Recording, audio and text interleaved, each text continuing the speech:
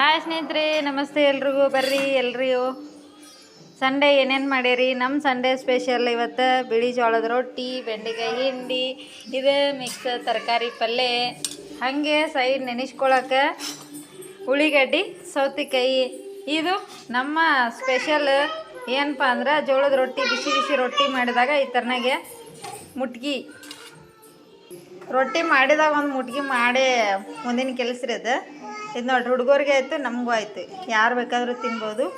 ಜೋಳದ ಹಿಟ್ಟಿಂದ ರೊಟ್ಟಿದ ಮುಟ್ಗಿ ಇದೊಂದು. ಇದು ನಮ್ಮ ಇವತ್ತಿನ ಸಂಡೇ ಸ್ಪೆಷಲ್ ಊಟ. ಇದರ ಜೊತೆಗೆ ಅನ್ನ ಸಾರು.